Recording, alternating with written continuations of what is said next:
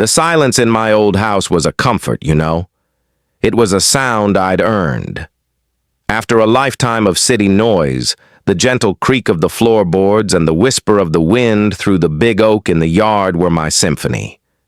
This house was my sanctuary. It was where I planted my roses, where I drank my morning tea watching the sunrise paint the kitchen in gold, and where I finally, truly breathed. That all changed when Karen moved in next door. At first, it was small things. A package delivered to her porch would end up on mine, torn open. My newspaper, soggy from the morning dew, would be clearly unfolded. I'd wave from my garden, and she'd just stare, her face a tight, unmoving mask. I told myself to be kind.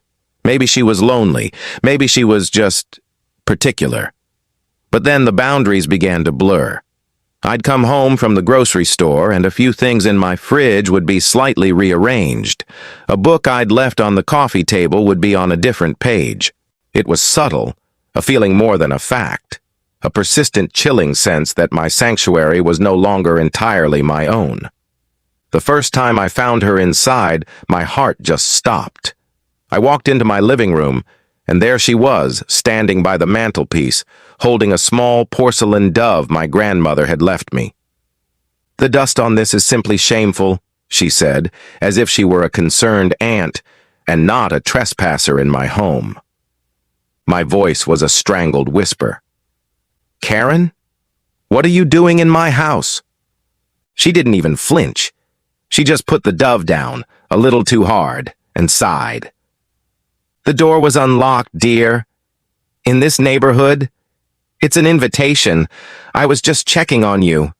An elderly woman all alone. It's not safe." I was so stunned, so utterly violated, that I could only stammer. I checked the door after she left with a patronizing pat on my arm. It had been locked. I knew it had been locked. That was the beginning of the siege. It became a weekly, sometimes daily occurrence. I changed the locks, a sturdy, deadbolt kind.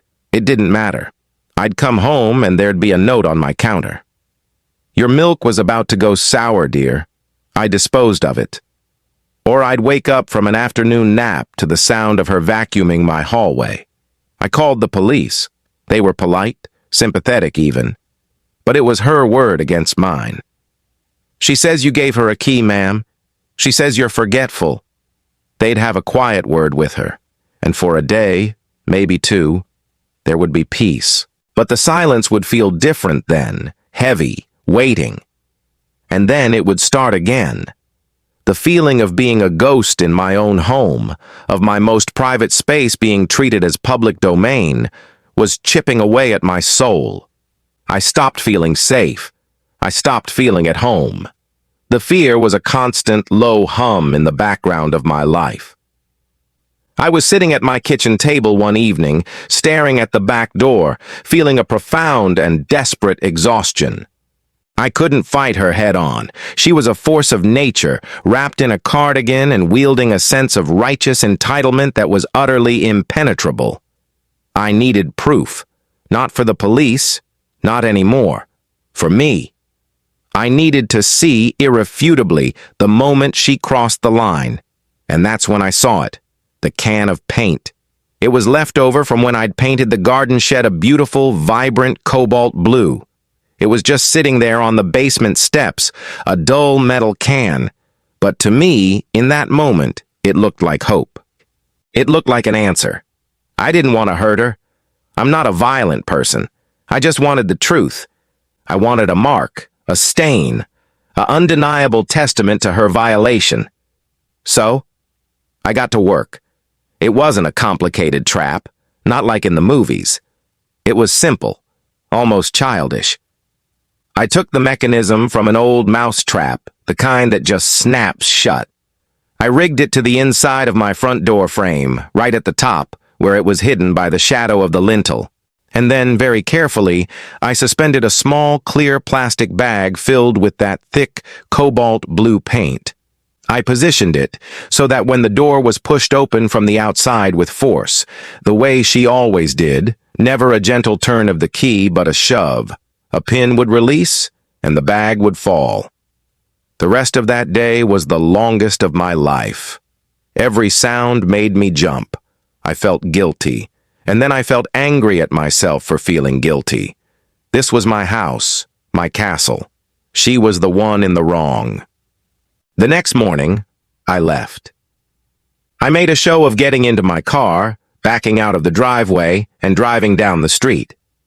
But I just circled the block and parked a street over.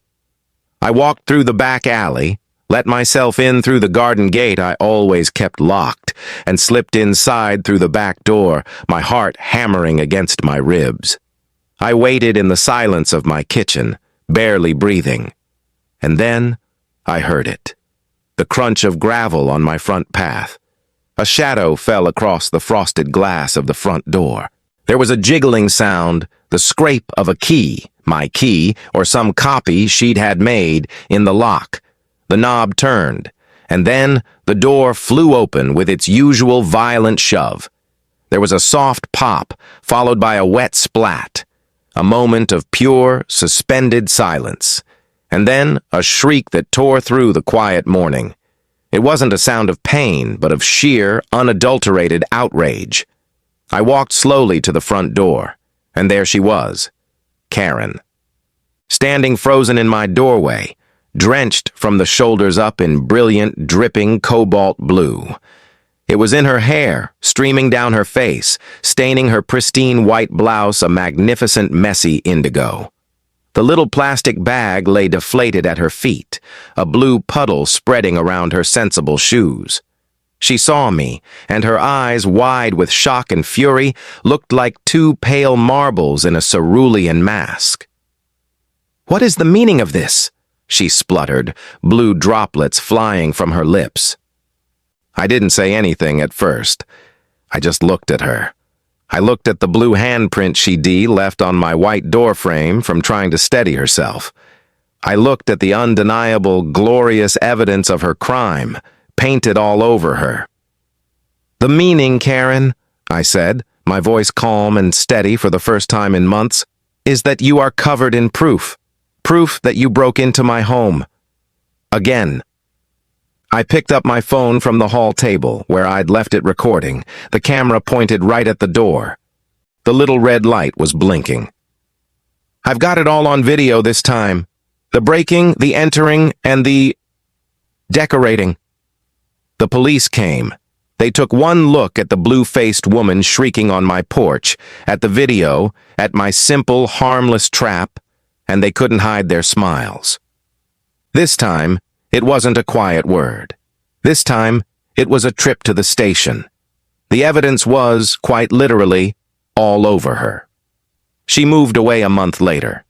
The shame, I think, was too much.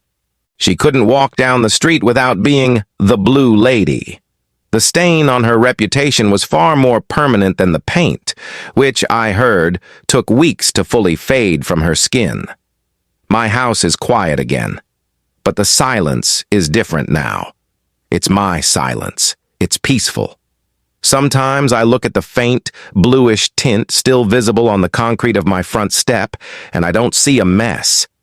I see a line, a boundary, finally, and visibly drawn. I learned something through all of this, something deeper than just how to deal with a difficult neighbor. I learned that when someone repeatedly crosses a line you've drawn, talking sometimes isn't enough. You have to build a fence.